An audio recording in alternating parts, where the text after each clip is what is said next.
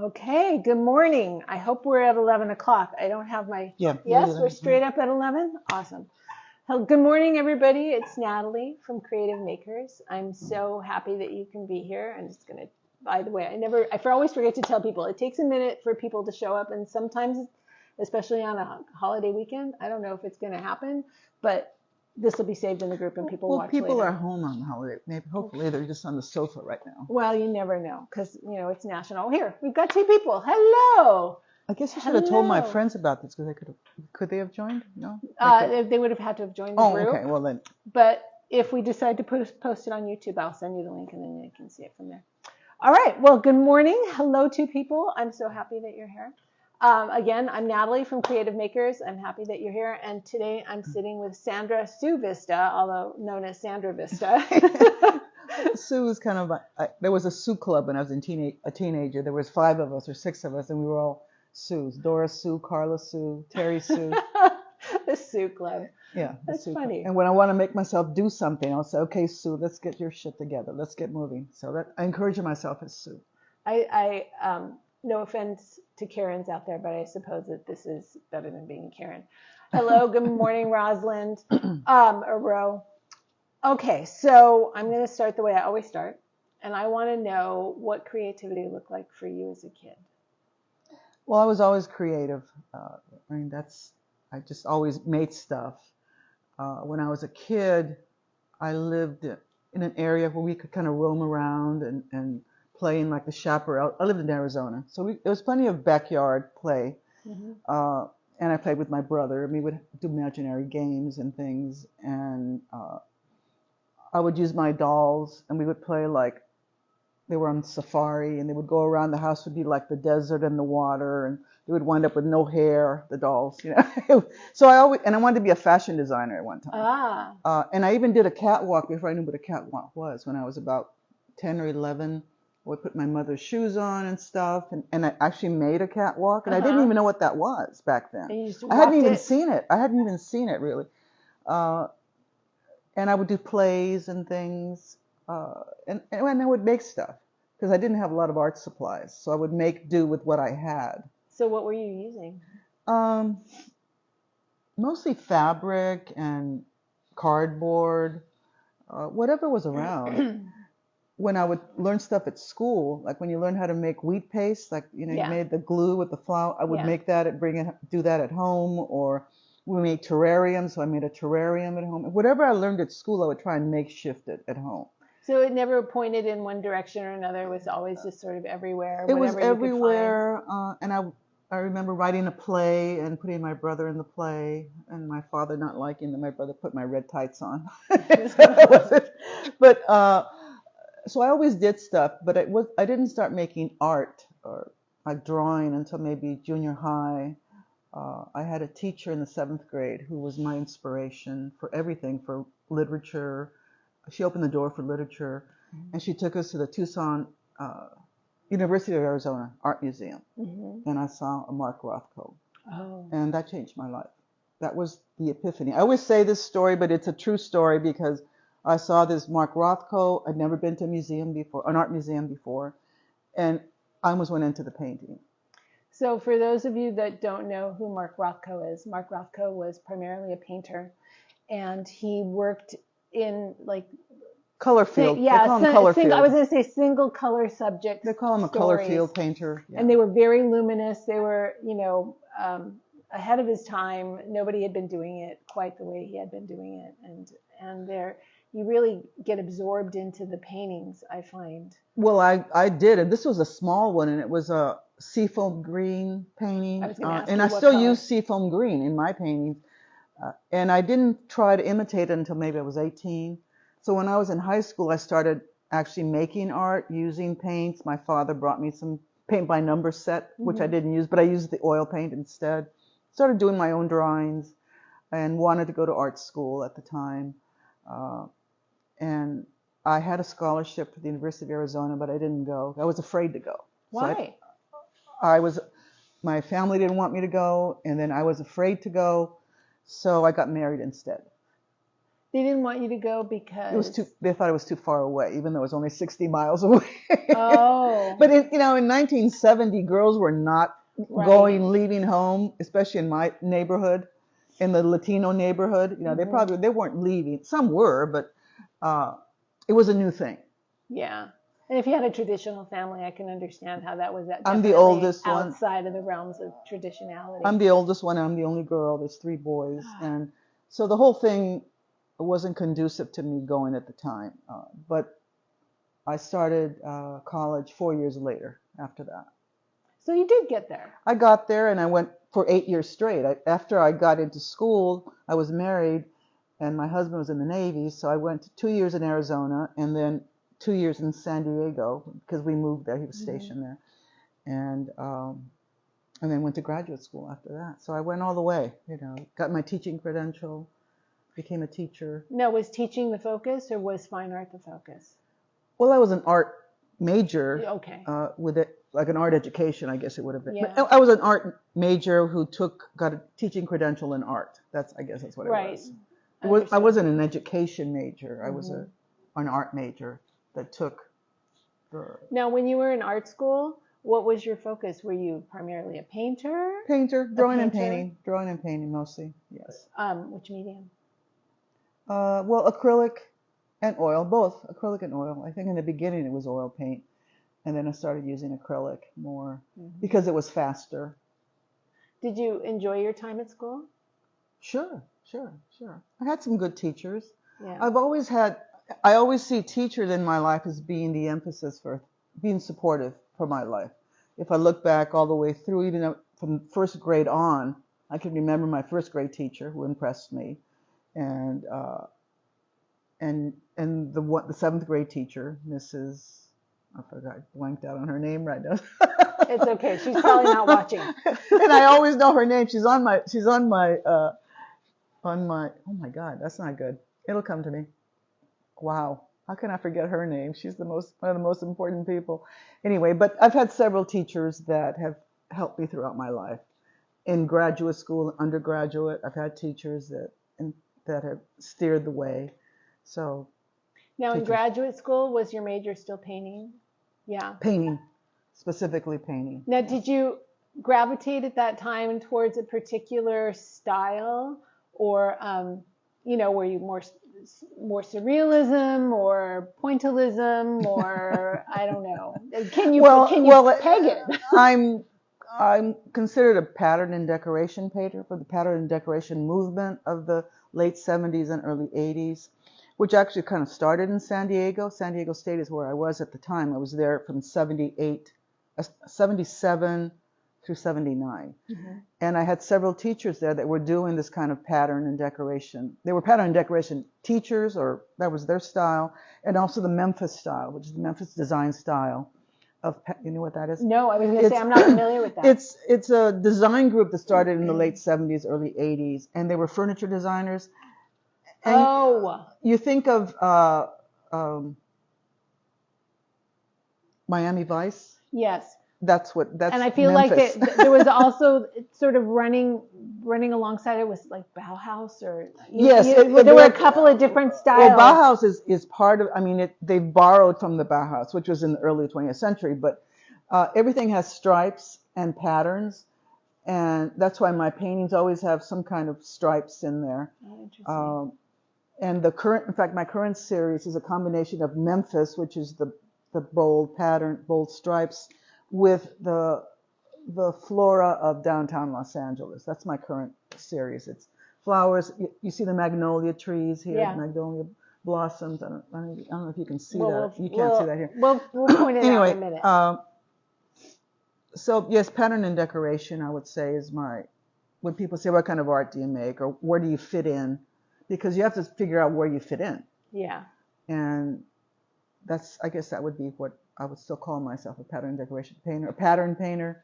But now I'm more of a mixed media artist because I do a lot of mixed media. I'm working on a painting series, but that takes a long time. Paintings take a long time to make for me. Why? Because they don't start out the same. There's a concept, but it's never the same. I always say this, is the ideas are in my head. The plan of how I'm going to lay things out is in my head. But when it hits the oxygen, when it hits the actual canvas, it changes. We've been having this discussion in the group. By the way, hi Kelly, I see you. We were having this discussion in the group because somebody was saying, how do I get these things that are in my head down on paper? They never seem to match what I'm thinking. And so we've been having this discussion about why that happened, how that happens. Is it important? You know, is it important for you that things match what you're thinking, or do you allow for like lots of changes? I allow for the changes. I do have a concept. And sometimes I just have even a title for something. I'll think of something and I'll think, okay, that title fits what I'm going to do. And I'll work with that. And right now, the ones that I'm working on, they have to have some kind of black and white pattern in there somewhere, or some kind of stripes of some kind. And if you see those in everyday life, those are man-made things.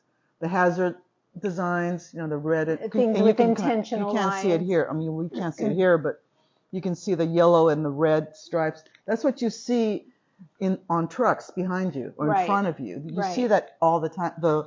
Those hazard lights or those hazard bars, that's the stuff that's man-made.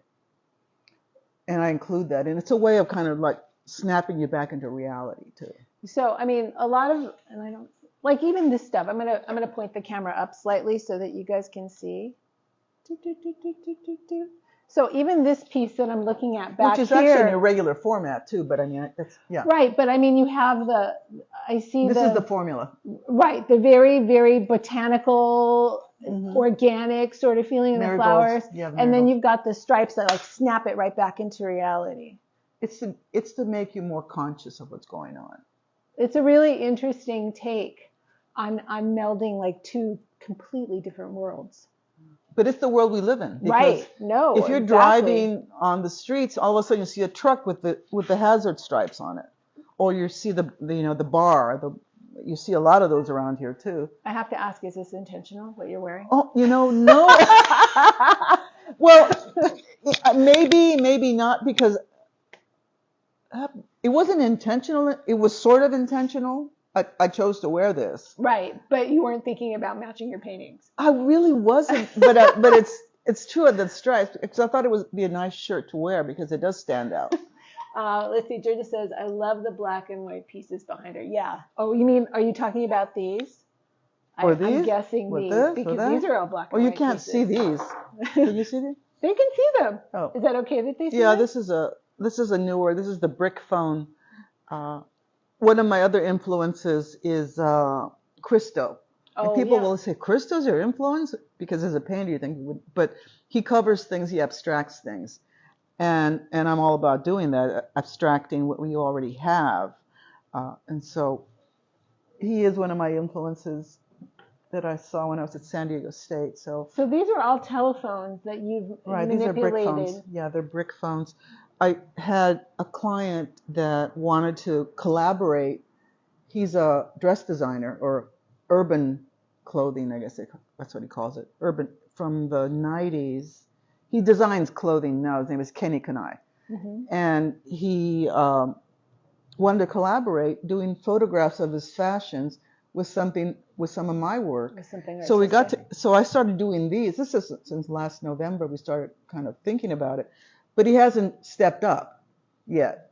But I started doing them anyway. And so when you say he hasn't stepped up, he hasn't made any designs to go with it? No, well, he was going to use his photographs. Okay. And I sent him a small flip phone, one of my own flip phones. I sent him wrapped in beads. I sent him other things that we could do for the project. But it hasn't transpired. But that's okay, because I'm going to show these anyway. Yeah, no, they're great. And and that happens sometimes when people want to collaborate. You have to be prepared for it not to work that way, but it's going to work another way. Right. Because you're making the art. Exactly. And in fact, a friend of mine was talking about phantom collaboration. What is phantom collaboration? I'm stealing that from her. She's not really a friend. She's a new friend that I met through another art group. She was talking about, because she does stuff with Little Red Riding Hood.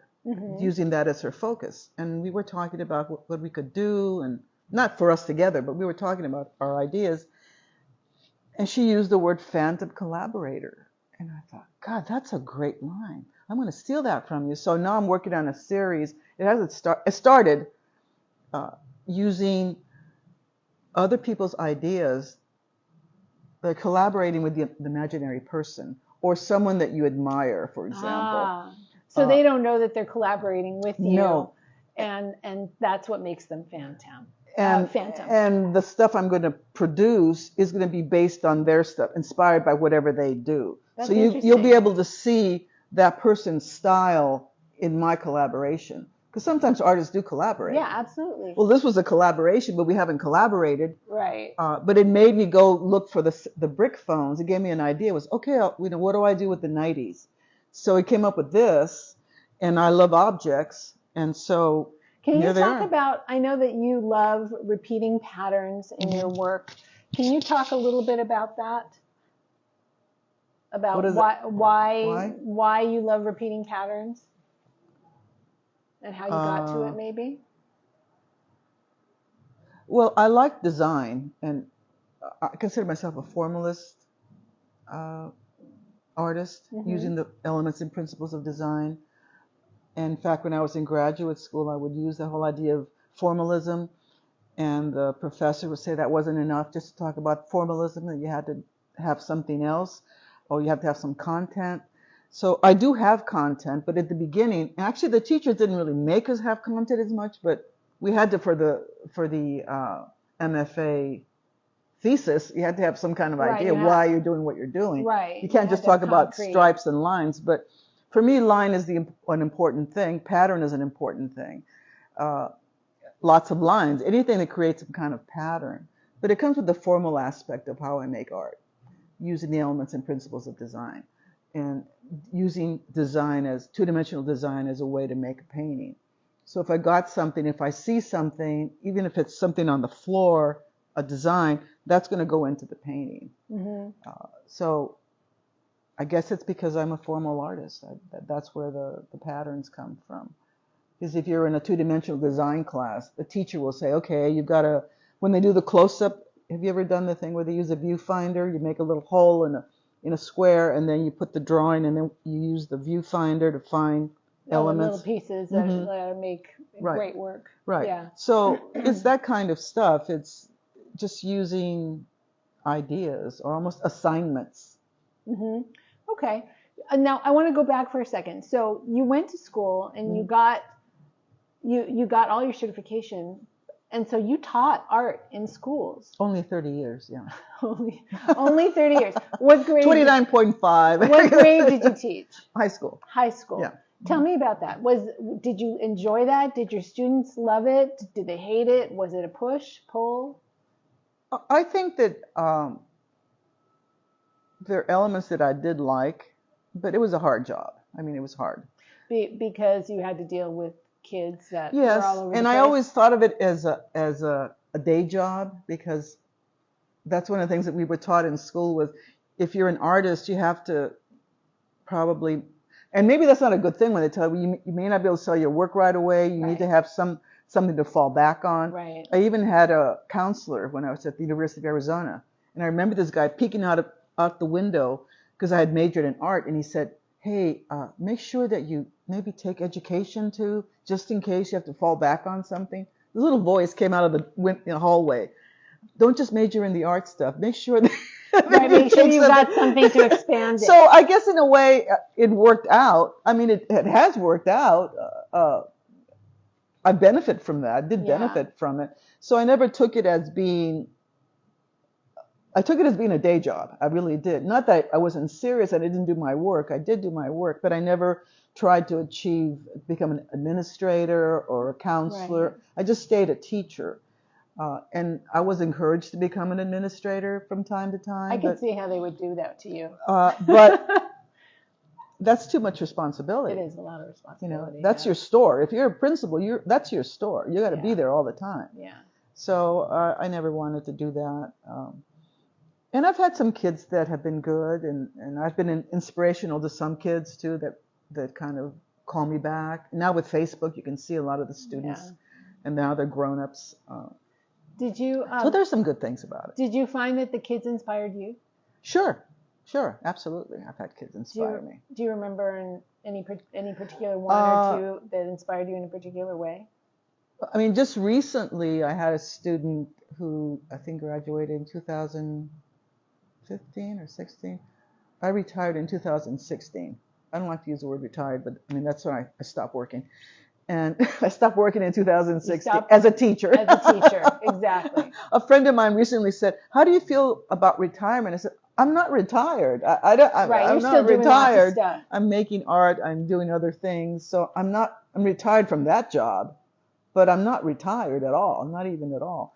So this kid, he got to go to school back east in New York, the college in New York, Upper New York.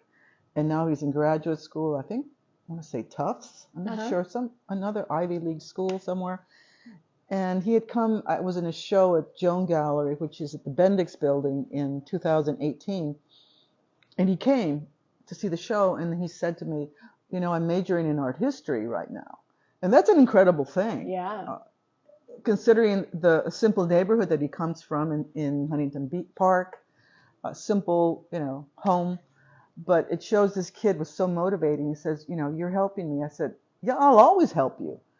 I said, "Because you can see that you can do, if I can do it, you can do it." Yeah. And he said, "Thank you for the encouragement," because to major in art history, that's not something you want your son to major in. It's like, why aren't you majoring in business? Right. ¿Qué tienes en español? Estás loco en esas cosas de arte. It's like, Fred, why do you want to study art? That's nothing. You're not going to get anywhere with that. Yeah. I said, "I'm always going to encourage you to take art." So he's one of those kids that thank you for reminding me that what I'm doing is the right path. For him, it's the right path. And now he's in graduate school. So that's incredible. Yeah. It's an incredible thing. So that's a current one. And other kids that were very creative. I mean, I don't know how many stories you want me to tell. I have a lot of stories, but anyway, it's up to you. That's a current one that I can see how successful he is. Oh, that's great. That he's still studying and that he's in New York. I mean, he's completely different than Huntington Park. It must be. It's so nice to see, though, that they move forward, and that you got to be a little piece of that moving forward, in such a tangible way. And to say it's okay to study art history. Yeah. I do encourage kids to take a business class now. Of course. I do tell them, go ahead. I recommend you take some business courses, especially nowadays. Yeah. And the kids are entrepreneurs now, so well, I mean, take a even little business class. as an artist, you have to represent yourself in so many ways, and you have to represent yourself in the business way too, because nobody's going to take that job for you, right. and do it for you. Number one, as well as you could probably do it, and for the price that you're going to do it for. Right? Yeah. I mean, nobody wants to. It's not an easy job, so I think that's very smart, and especially the day and age where everybody has videos and posts stuff, you have to have the full scope of what your work is capable of doing, showing it, selling it, reproducing it, whatever, and getting some money out of it if that's what you're looking for. I mean, it's much better now. The art business is better now than it was when I first started, because when I first started, you have to have your 20 slides on a slide sheet. And you have to, go to the art galleries, you still have to network. You have to go to the show, go there and be seen. People have to see your face a few times, and you send them the slides, and maybe you get them back, maybe you don't. Right. And that was it. And then you go and nag them. You're going and nag and nag, and that's okay to do that. I won't use the word nagging, but you have to go back. Keep inquiring. Keep inquiring. And now you can do that with Facebook and Instagram, email. You can say, "I'm just checking in to see how you're doing. This is my latest drawing I just did," or whatever it might be. "When would you like to come and visit my studio?" It's open to you. So there's lots of things you can do now that you couldn't do before. Right. And they see your stuff on social media right away. Yeah, exactly. It's in real time. Mm-hmm. It's not just this is last year's work. Whereas the slides would, and I've got a lot of slides, boxes of slides that, Right, it was a whole different thing. It's a whole different thing. So the whole time that you were teaching in school, you were obviously working on your own stuff in the background. Mm-hmm. Do you find now that school's out that you're much more diligent, less diligent about working? I always worked. You always worked, and so that didn't change for you? No, it didn't change. There was a time when I couldn't paint as much. When I was first out of graduate school, I was just fried. And I was making jewelry for a while, using canvas and using art materials to make jewelry, and then kind of go back and forth. But I've always worked. I've never not worked. And when I was a teacher, I would kind of start working on, like, Thursday night would be like the beginning of, then it's Friday, Saturday, Sunday. I could do that. But I could also work at school too, because I was an art teacher. Right. So I could work on stuff, or the ideas for things, the seeds for things. The last job that I had, I only had 100 kids in the school. There were 6 teachers, and they left at noon. So I had more time to work on stuff and come up with ideas. And sometimes I would use my projects with the students too, and so they would flourish that way. I had a series of paintings, 100 10 by 10 inch paintings that took me, I think, 5 years to do. And I was using the kids' cast off stuff. So I was collaging whatever they left behind, I would use. So that was one of those projects. So, it kind of all worked out. I love that idea that you were just whatever they didn't like or didn't want anymore. Oh, you don't want that? Give it to me. Give it to me. I've got ideas. Yeah. And I mean, obviously, I would come up with some ideas all the time, and people would say, "Where do you get all those ideas for projects for the students?" I said, "Well, they're in here. I mean, they're just going to feed on each other too." Right. You start one and I never have any problems. If you put me in a classroom and you hardly had any supplies, I would come up with something. Yeah. I see. Let's see. One of my former students is taking a marketing class at PCC. Okay, Yes. Good idea. Georgia was a former art teacher, now retired herself. She's in West Covina. Yes, I recommend the students now just go ahead and study art, but throw in a little business courses in there. So I'm here in your studio, and I see there's so much stuff going on in here, in so many different mediums and ideas. How many ideas are? I mean, some people only work one idea at a time. Like, I know that I'm much better working one painting at a time. Even if it's in a series, I might know what's coming next, but I can't veer my head from my color pattern on that painting necessarily. Mm-hmm. But that doesn't seem to be an issue for you. Do you do all this stuff all at once? Yeah, pretty much. I mean, right now I'm working on the beaded stuff. I'm sort of focusing on that. Do you want to pull this over and talk? You can This one? Which one? Let's see. This one? Well, I don't know. Whatever you want. Well, this is the one I just finished. Okay, so let's talk about it. I mean, you can also see you can see the beaded gourds and the beaded cell phones. It actually started with some flat paintings. I was doing beads and pins, and you can see that right there. See the Altoid box there? Yeah. Altoid pins. Can I grab one? Yeah, they're kind of delicate, but yes. I'm going to just very carefully. These are very cool. Yeah. Okay. It started with bring it forward because I consider myself a Dadaist, or say neo-Dadaist. Right, we had talked about that. And using the object when I was first a freshman at the University of Arizona in art history, and I learned about Man Ray and Marcel Duchamp, and that was it. Along with Mark Rothko, those two were very inspirational to me. The Dadaists, and using objects. Mm-hmm. I had a teacher when I was at the University of Arizona, my two-dimensional design teacher, who we had a project called Do Something with Orange. That was all we had to do. So I chose rusty metal and distressed wood that turns orange. And when I put this collage together, he said, "Well, you really have an inclination towards doing assemblage." I didn't even know what that word was, right. But it was encouraging because it was true. And I've always done mixed media, always done assemblage, using found objects. It sort of reminds me of all the way back to the beginning when you were like, I used fabric, I used cardboard, and I was putting it I together made my to own make glue stuff. with water and flour. Yeah. So yes, it's always been that way.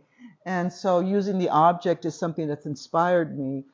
So these current ones are walking sticks, and some of this, and this is a new series. So I think I've got maybe 5 series right now I'm working on. I don't even know. Oh, you've got 5 different series you're working on all at once. The painting series, the zipper tab series, the walking sticks, the cell phones. This is called Knowledge Only Goes So Far, this series. A guy on TV, there was a TV show on, what is that, Amazon?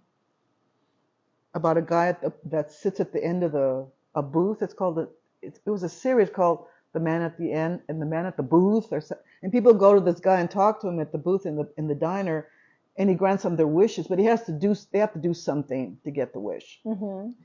And there was a part where this one woman talks about meeting this guy who was really smart, but he had a simple job, but he was really smart, but he needed more than that. And the guy, the one that the wish granter says, well, knowledge only goes so far. I thought, that's a great line. Knowledge only goes so far. Fits in with this, because once again, that's Dadaism. It's like things that are unlike fit together. Knowledge only goes so far. And using cell phones, because we're thinking about how important cell phones are. Are they really that important? Who knows? The knowledge, right? Whatever the hell it is. So anyway, that's why these are called Knowledge Only Goes So Far. I love them though, as like when I'm thinking about the guy that's going to do fashion, and that this would be the prop, in the fashion shoot, like talking on the phone. I mean, it's such an incredible prop. I'm still it's bugging. Beautiful. I'm not done bugging him. I'm still, I'm still nudging him. I'm still nudging. But at the same time, if it doesn't work out, somebody else is going to give me a show right. It'll be important some other way. Well, at Avenue 50 in December, I think December 2nd, these are going to be exhibited. So give myself a plug now. I don't know the name of the show yet, but it's going to be mostly beaded stuff. It's going to be the gourds, the phones, some zipper pieces, and these walking sticks. Now, what inspired the walking sticks and covering them with beads? Well, once again, I cover everything in beads, but yes, because then it would just be a walking stick, right? But the idea of this is called the Johnny Appleseed series, or Juanita, because it's a girl, Juanita Appleseed. And Johnny Appleseed walked the country barefoot, planting seeds. That's the story. I mean, there's more to it than that. But so I'm thinking of wandering and what wandering means. I just got a book about women that wander that I just got on at the Getty Museum. And you don't have to wander very far. You can wander in your neighborhood, in the park. Right. The idea of wandering is just to keep your mind going and to let things come in, and even touching the earth. Sometimes I walk barefoot because it's good to feel the earth under your feet. Mm-hmm. And so it's about wandering, whether it's wandering in your head, which we are anyway all the time, but actually get out there and wander a little bit, mm-hmm. walk around.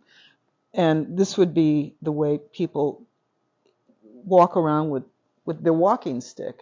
And even I was watching a movie yesterday where these kids were like in the hillsides or wherever, it was a thing about something in Portugal, and everybody had a walking stick for some reason. Even the little kids had walking sticks.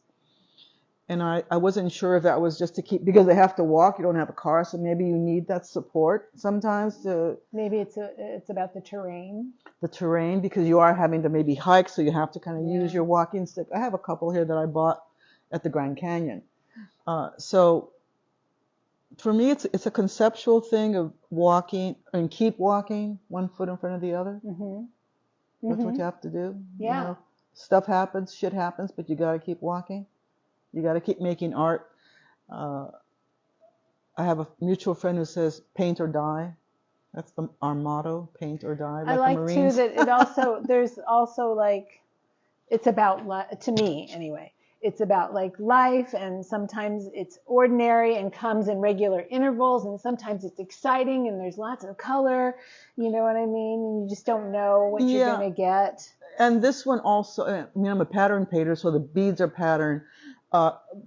Strings of beads I don't know if you can you see them? Here, I can bring it forward. Where So are you getting these? I buy them at the bead store. I mean, I live near the fashion district, so that I know where to get beads at a better price. But it's also lines in space. Going back to formalism, I think of the beads as lines in space and patterns in space, and then they're put together this way, almost like going into orbit, going into the universe out there, and just throwing these lines out, and then bringing back and having some kind of substance with it. And also, it has to do with my background as coming from Arizona. Especially this one really feels very Arizona to me. Well, you said a Native American. Oh, you said the other ones were from the Grand Canyon. Yeah, but I mean, sometimes you see this kind of multiple beads on moccasins or beads that you see in Native Americans. And then this part is sort of like the coral. I don't know. It's like a coral snake. When I started putting it together, I felt like, oh, it would be a coral snake. It's called August coral. And it has very much a Southwest feel to it, because that's obviously, I mean, I'm in the Southwest here. California is the Southwest. This color scheme also reminds me sort of like Africa. Yeah, it is. Yeah. These beads in particular, because they have a pattern on them, yeah, are kind of African. I don't think they come from Africa, but it does have an African flavor and a Southwest flavor too. So go back to the homeland. And the beaded gourds are also influenced from Arizona as well. Native American designs as well. Okay, so we were talking about the series that you're working on. You've got the beaded, this beaded series. This the walking sticks. Here, I'll put that's this. A brand new series, the walking sticks. The Juanita Appleseed series. And the zippers? The zipper tabs, yes, that's another series I'm working on. Do you mind if we grab a couple of the smaller ones and bring them over? Okay. I love the zipper tab ones. Hi, Kathleen White. So here, I'll hold them. They're really heavy. Small version. I want to tell you, they're very heavy for being, the size of my hand, basically. And I'm going to bring this up closer. I think that's 4x6. This is 4x6. And it looks to me like every single one of these is metal. This one's metal. Fabric. Oh, there's a little piece of fabric. Yeah, a little piece of fabric, but otherwise, I mean, it's not plastic. So, and you can hear. The thing is, when I exhibit these things, it's really hard for people not to touch them. It's the temptation is too strong, and I have to stand near the pieces saying, "Don't touch." Don't touch. I mean, you could put a lucite box over it. Why? No. Well, I mean, if you don't want people to touch, it's a really hard thing, Because I'm trying not to touch myself. No, you can touch it. You can touch it. I actually, I'm at a show at Huntington Beach Arts Center, and I have 3. That's why the 3 big pieces are missing right now. I have 3 big pieces there, and one of the pieces is 6x6s like this. There's 27 of these as a totem. So I actually took one of these. I actually took this, I think. I took this one for they had a little workshop, a little meet and greet, and I took that so people could actually touch it. And I passed it around that way instead of being tempted to touch the actual work at the gallery. I just brought a little sample because you can't. I mean, it's not going to hurt you. It's fine. And there's enough glue on. I've had tabs pop off, but then you just glue it back on. So it's not. It has very strong glue, so I want to pick this one up. This one's not as heavy as that one. That one's heavier, it seems. But this one's all those silver are 6x6. and gold tabs. That's brand new. I just finished that one. And you were telling me she uses Novacolor matte medium as the glue. Number 208. Number 208 as the glue, and I have to tell you that when I look at it from the side, I can see a little bit of it. I keep thinking it's hot glue, and it's not, but it holds really well. So in case anybody's looking for something. Yeah, this stuff is like you can glue a Mack truck with this stuff. That's high praise. It's the best. And then you add paint to it. And then you can have a color. Because some of these have paint over. I don't know, you can't see it here, but you can. See, this one has. See the red? on that one? Hold on, let me. Hi, You friend. boy. That was me. That was somebody texting Oh, to see if I you was see, okay. see that one right Here, there? point to it. This It's red, one- white, and blue. The red, white, and blue, those two have the gel and then paint in it. So you can always add paint to them, and they can, if you're trying to do like some kind of impasto or something, you can do that. I think this one, this little, Gaining more work. Ah. you see how the, So this is gel medium? Gel medium and paint, and then it's dipped, so you can see it's kind of thick here. Yeah. The thickness of it. What made you want to cover a ukulele? This was for a show about the That's Beatles. not even a ukulele, too. It's got 6 strings. It's like a baby. It's a baby guitar. Oh, I didn't know that. Yeah. Well, I bought these. I had 2 of these. It was a show about the Beatles, and you had to like do something related to the Beatles. It was a cactus gallery in Frogtown. Yeah. So I did two of these. This one is Sexy Sadie on there. It says Sexy Sadie. One of the Beatles songs. Love, of course. So this one, and then there was another one that a friend of mine has that I donated when she was trying to get her funds for her dog. So she got that. Now, how do you find your shows? How are you finding people to like support your work and like show your work and all the rest of that stuff? I mean, because Sometimes this is a hard step for a lot of people. Yeah, sometimes people, recently, because I am on Instagram and Facebook, some people have approached me. But I also look for things and I ask people. How important to you is like going to shows and meeting people? You have to do that. I think so too. Even if you're tired, sometimes when you're really tired and you don't want to go, you think, no, I should go to that. And you go and you're glad you went. Yeah. It's always, it never, you may not always have the best time, but it always pays to go. Yeah.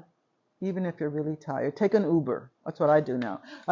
Started taking Ubers more. I can't drive as much as I used to. The traffic is too crazy. Yeah, around here, definitely. I had a friend who had a show on Melrose, and it's way the hell out there from downtown. I mean, it's far away, and the traffic is crazy. So I took an Uber, and I was there. I felt good. I was fresh, and I could talk to my friend.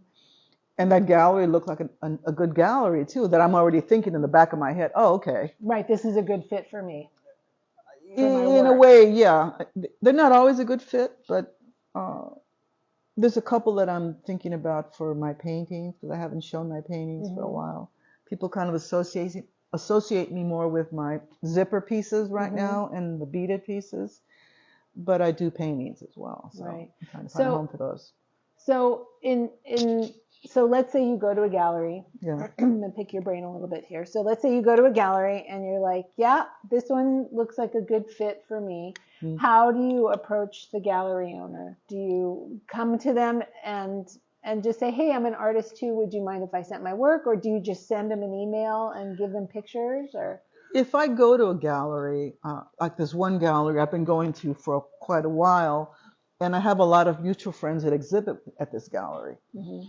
And it seems like a good fit for me because it's also a place where the director supports women of a certain age. I don't know if there's ageism in terms of art. I mean, sometimes galleries want younger artists or the fresh look or whatever the hell. Right. But it's not always the case. I don't see that as the case that much. I mean, it is, but you just do it anyway. Right. Because that stuff's going to just mess your mind. If you think they're not going to want me because I'm too old, it's not going to work. You got to feel it out. But if you go there, you start going to the shows, or if you see find out who the director is or the assistant director, and ask them, are you looking at work right now?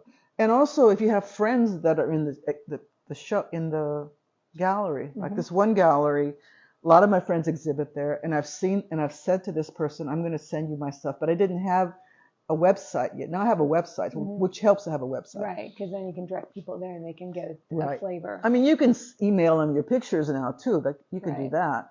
But you can say, look at my website.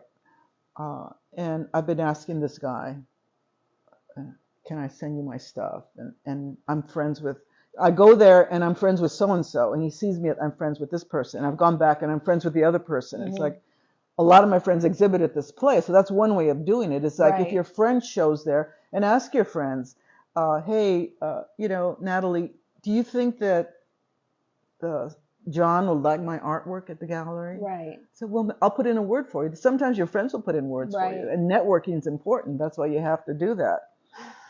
Sometimes your friends feel bad about, I've had friends say, do you mind if I use your name? No, it's okay. You can use my name. People will do that. Yeah, this is like the dead horse that I beat constantly to everybody in the group about getting out there. You have to. There's no way out of it. Making friends with other artists, supporting them in their work, showing up, being excited. Showing up to their art shows. Yeah. When friends show up, that's a big deal. Totally.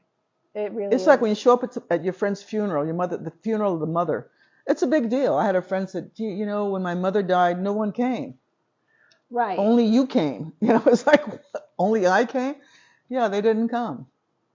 It's important. It is. Funerals and art openings, you have to show up. That's quite a combination. Well, it's showing up. Yeah. It's showing up. It really and being supportive of your friends as well. And it gives you ideas too. Yeah. It really makes a difference. And if you can have little parties at your house, you can have a brunch, or you can have salons or just get-togethers of any sort of thing, gather your artist friends. I had a friend, he's not dead, he's still around. He would have I haven't seen him for a while, but he would have parties and put his art, he's an artist, he's a painter, and he said one of the things that I do is just lighting. Lighting makes a difference. So he would light the artwork, and he would always sell stuff that would pay for the party.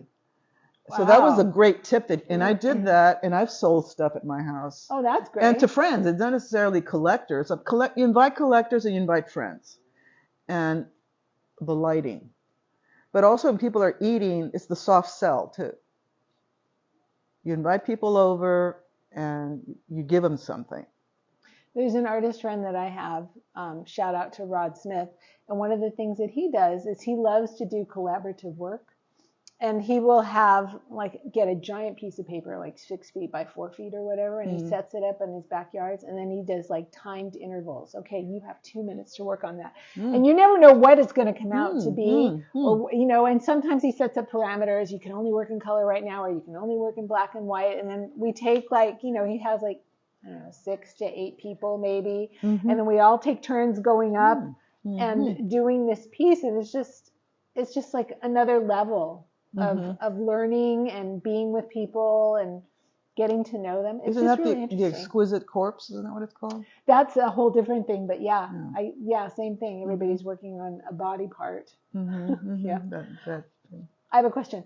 Those paintings up there, can I bring 1 or 2 over? Is that part of your series right now? That's part of my painting series, of this series.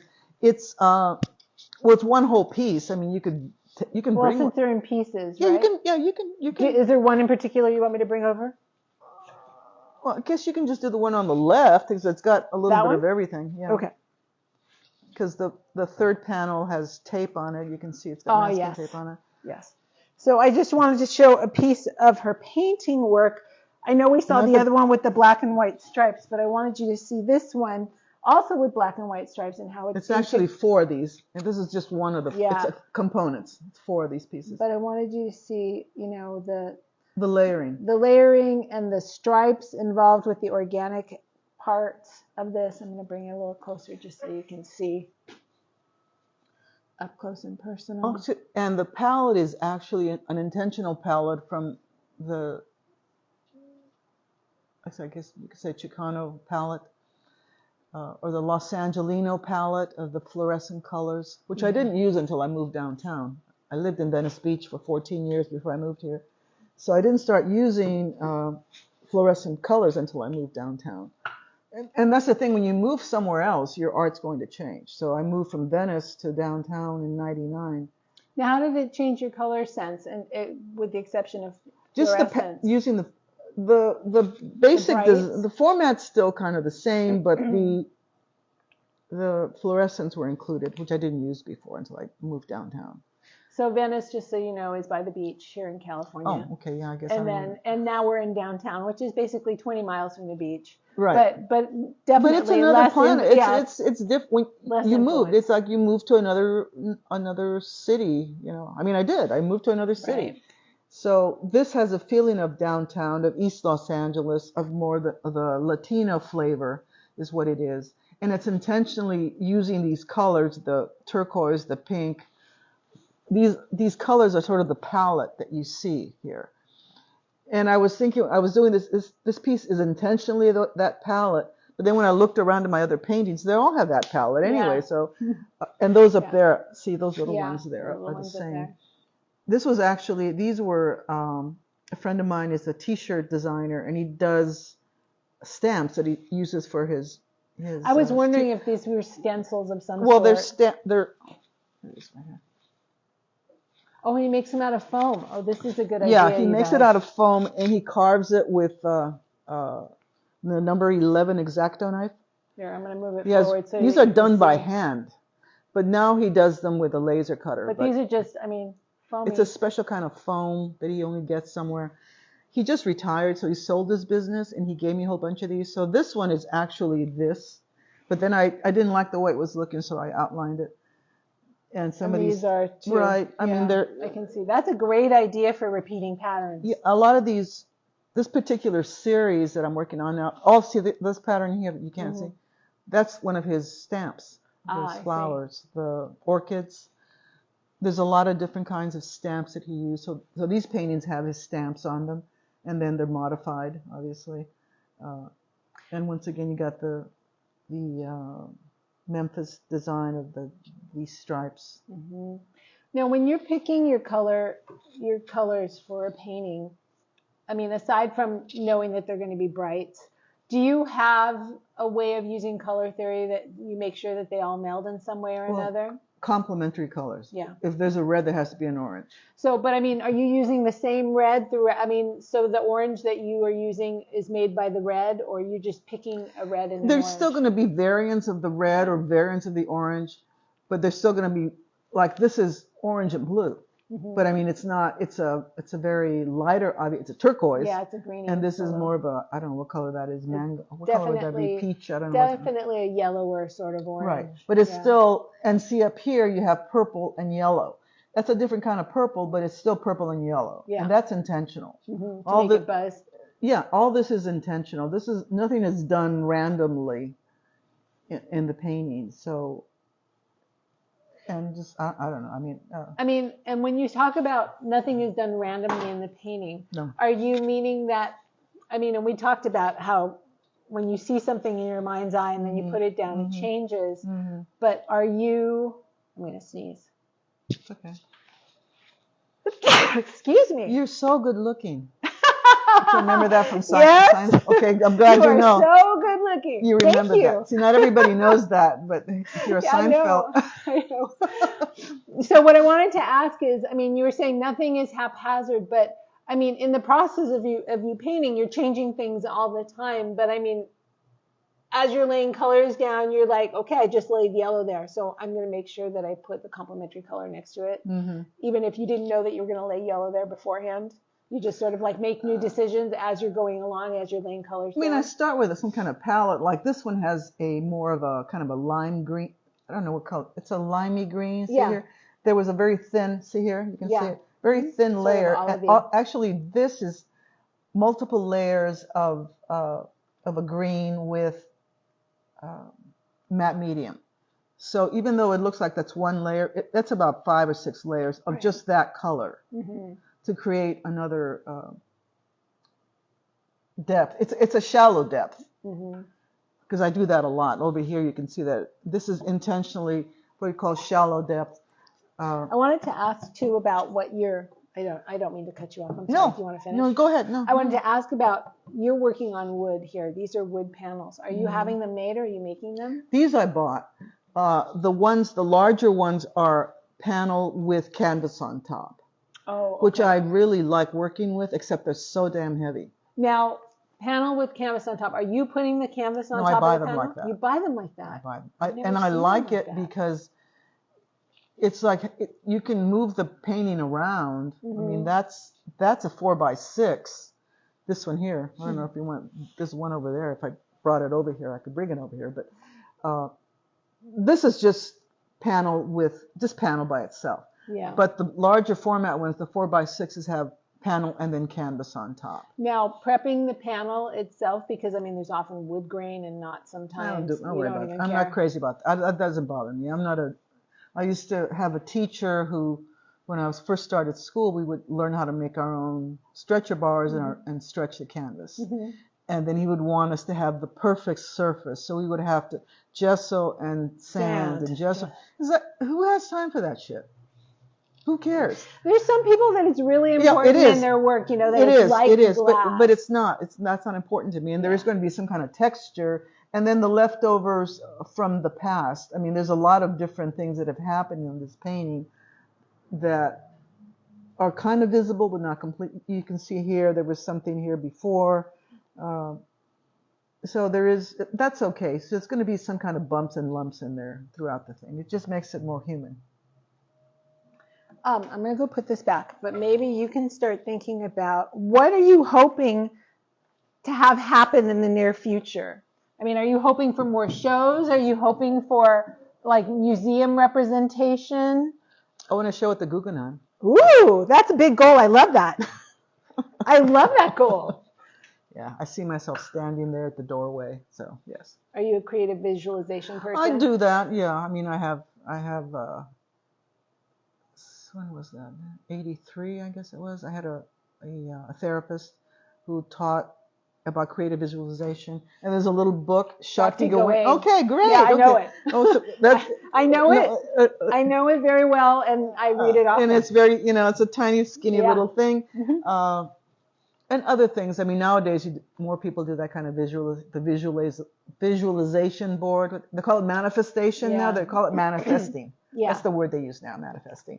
So, yes, if you see it, I mean, they say if you can see it, you can have it. I don't know, but I mean, why not? You can throw everything in there. You can wish for whatever you want. And I don't know. I mean, why not? But I would like to show more work.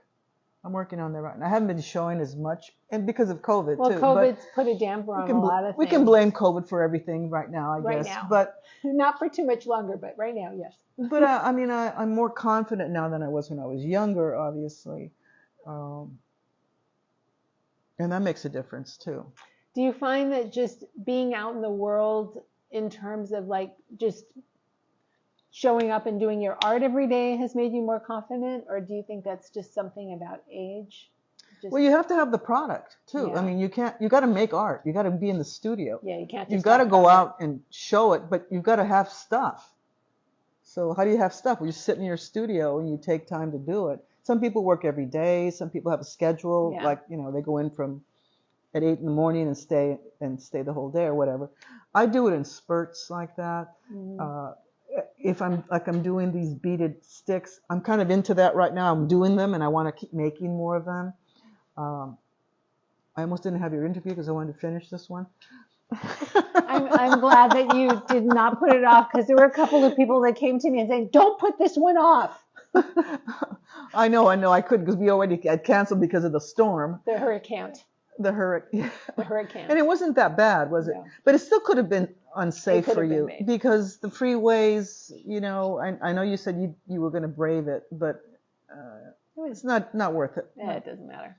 Whatever's happened. But sometimes when I'm working on something, I want to just stay with it, and my studio will become really messy. It's kind of neat right now, but I'm not a real neat person anyway. But when I'm working, I work everywhere. And I don't have anybody to tell me not to. I mean, it's just me and my kitty cats. So I don't have a husband or a boyfriend or a roommate or anybody to say, Do you work like 8 hours a day? Do you have that kind of schedule? I don't come in and work, in the morning. It just depends, because I do other things. I mean, I have a mobile notary business, so sometimes I'm on call for that. But I don't have to answer the phone either. Right. The past couple of days I didn't answer the phone because I was working on stuff. But I work in clumps. I don't know. I'm not someone that comes in the morning and works. but if I'm working on a project, I'm going to finish it. I'm going to follow through. Mm-hmm. So these I've been working on, and this one I was working on since last weekend, and so I'm going to be working on these for a while, and I'm working on some zipper pieces too, and I want to finish this painting. That thing that you just showed, I want to finish that because that's been around since November of last year, so that's a long time. So I don't work a routine. Mm-hmm. Do you not specifically? I always find that for me, I do 2-hour blocks. So 2 hours, and I have to take a break, and I go do something else for like maybe 15 or 20 minutes, have lunch, whatever, and then I come back and maybe work another 2 hours, and then usually after 4 hours, I can't really do much more unless I'm like completely in a zone. But because I work in oils and I work in layers, right, I get to a point where I'm like, okay, I can't push this around anymore because it's just going to get muddy and weird. So I have to give it a that painting you just showed, it's oil and acrylic, so some of the acrylic doesn't dry right away. And if you're doing stripes, if you're doing stripes with oil, it takes a while before you put another stripe on top of that. Right. So you have to wait for it to settle down. And that's why these paintings take forever to do, because I'm kind of delaying them. If I just use acrylic, they go faster. Yeah. Why did you choose to do oil and acrylic on that? I like the texture of oil. Yeah. Sometimes it's a little more luscious if you do. Well, this is acrylic over here, but there aren't any oil ones here. Last one. Yeah, that one has oil, and this one in front of you. Okay, we keep talking about this one behind us, so I'm going to turn it around so you can see it. That's all acrylic. This is. You get a whole view of your space. No, it's okay. It's just so this is the one that we're talking about. And that one has the stamps that my friend. The stamps are right here. Yeah, I think they're supposed to be lotuses and other kind of. But it's all acrylic actually. It's hard for me to get the whole thing in. So yeah, it's all acrylic. It's inspired by the Chinese lanterns in Chinatown. Oh, can you show those pieces that you were talking about being inspired by the animals, the Chinese astrological signs? Yeah, those are great. Are you okay showing these? Yeah, that's fine. Okay. I'm just wait, hold on one second. Oh. This is truly a loft space. It's one big room with a short staircase and her bed upstairs. This has got everything in it. This is her living space, working space. Everything is here. Everything is here. Everything is here. So don't go anywhere. I'm just going to show you some of these. Be careful, yeah. Well, not that one. I don't want to see anything bad happen to you. Anything worser? No worser.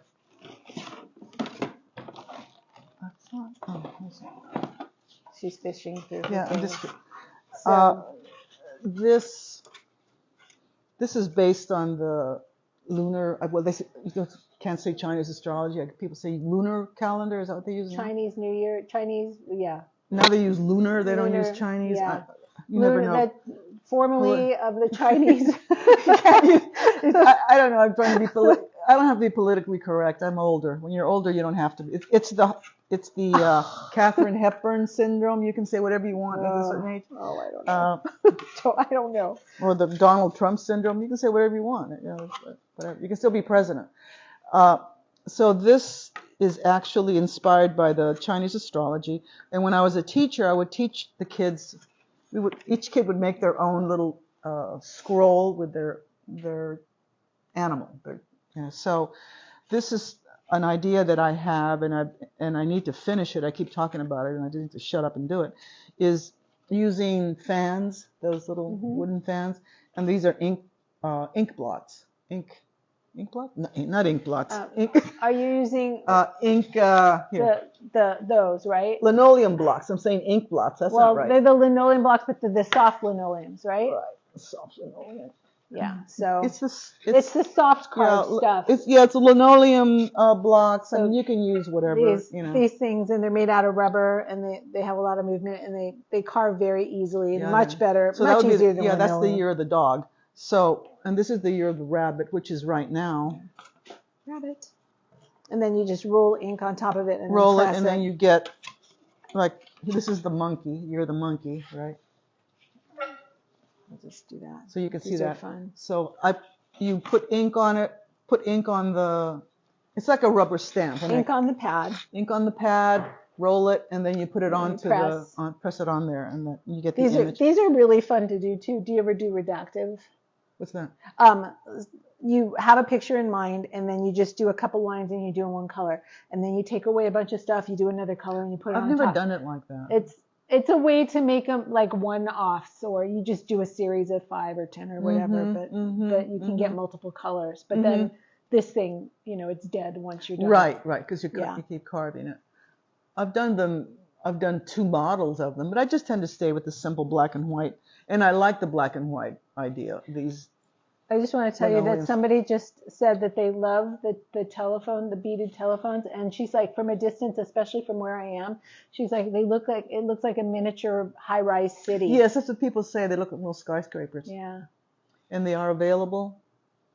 They are available.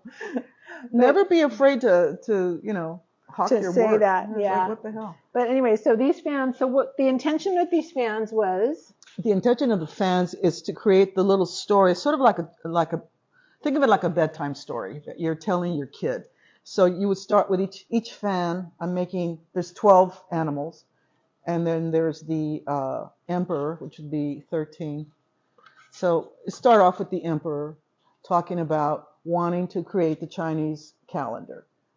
And he came up with the idea that the first 12 animals that came to he was to make a banquet. The first 12 animals that come to the banquet are going to be on the calendar. So you would be telling this story. Mm-hmm. And my idea is to actually use them like this, to say, okay, here's the emperor coming up with the concept of the lunar calendar. Mm-hmm. You would hold this. Mm-hmm.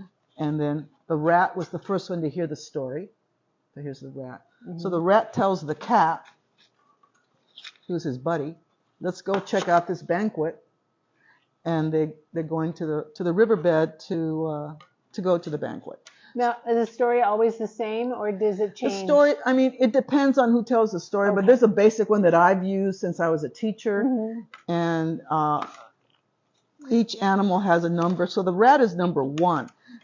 So what my idea for this is to actually put the information on the back. I haven't figured it out yet. Maybe do a imprint of some kind in the back. So whoever was telling the story, and also have like a notebook with the story, so you could tell the story to your kids. And you had notes on it and stuff. You could read it from the back, or you could tell it. You could tell it to adults. It wouldn't have to be. It doesn't have to be for kids, but it's kind of designed that you could tell it to a kid, I guess. So it's going to be a little package that I've been working on. That's another project. Another project, in case you were keeping track here. Yeah. So I just love the graphicness. Because that's the year of the monkey. Because of the prints themselves, it just yes, and it's a close-up, because once again that's also intentional, and that's also the element of design, because of my designing background, that everything is kind of cropped, Well, that one's cropped, I guess. Like this one, the dog. Well, that one has 2. It's like you don't have to see the whole. You don't see his whole face. You see basically half of his face. Right. You don't have to see everything. And I had an instructor that would talk about that. It's like the rest of you completes the image in your head. Georgia says, we used to call the reductive prints suicide prints. I totally get how that is, because it died. That's it. The first thing that you've done is dead. It never comes back. You can't do it. Those don't die. Those, they wear out eventually. Right. But, so yes, so that's going to be. And in fact, I was thinking of starting to focus on this now, but I need to finish some of my walking. You've got a lot of fires. I got a lot on. Yeah, so irons in the fire. That's it. Yeah, and then the year there's no year of the cat, because the cat fell into the water. It was drowning, so he didn't make it across the river to the banquet.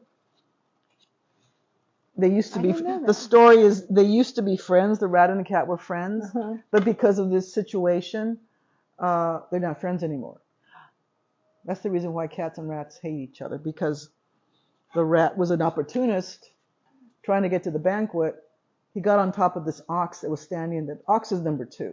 Rat is number 1. Ox is number 2. So the rat got on top of the ox to cross the river, and he told the cat to get on. The cat tried to get on, but he slipped off, and the rat didn't care and just bolted. So that's why they're not friends anymore. And he didn't make it into the calendar, unfortunately. Oh well. Sorry, But, Mr. Cat. life is hard. Life is hard. And you're a snake, so I do have snake in there somewhere, but I don't have any prints of the snake. That's okay. You can show me another day. Okay. How are we doing on time? Oh, we're okay. I'm Done? gonna close this up. Have any parting words for everybody watching? Keep making art. This seems to be the universal parting words from everyone. I never prompt people as to what to say, but everybody's always like, just keep making art. Well, I had a friend that she was a writer, and she would say, touch your work every day. So that's another way. Is like if you're going into your studio, you're tired. If you go in there, you're going to stay in there. Yeah. Or if you touch something. I always say, make a commitment to 10 minutes. And if you can, after 10 minutes, you don't feel like it, then leave and go do something else. Go read a book or whatever. Yeah. I mean, you could go in and look at it, look at the stuff that you're working on. Well, sometimes you're tired. I get really tired sometimes, and it's okay to sleep. I sleep a lot. I like the sofa. I like watching TV. I don't have a problem with that. I can lay on the sofa and watch, one of those. You know what? Everybody needs episodes. Downtime, and however you get your downtime is totally valid. Yes. Whether it's scrolling on your phone or taking a nap or watching a movie or taking a walk, whatever. When they had the Y2K, remember the end of the world? Yeah, end of the world, 1999. And people kept saying, well, what are you gonna do? This one friend said, if it's the end of the world, I want to dance with. He had a friend that he liked a lot. He wanted to dance with Myra. He said, I want to dance with Myra at the end. That was his only wish. And I thought, well, I'm gonna call your parents, call your siblings, whoever. I thought, I'm just gonna sit on the sofa and watch TV with my cat. I had one cat then. And if the world ends, well, it ends, and I can see my family on the other side. They're still gonna be around. Yeah. I don't need to call everybody and tell them goodbye. So I was there. I was on the sofa watching TV, and it didn't end. No, we're still here. We're still here. We've come close a few times since then, but, All right, you guys. Say hi. Well, thank you for being here. Thanks for your input. You're welcome, Georgia. She says thank you both. Have a beautiful rest of your day. Enjoy your long weekend if you get to celebrate that.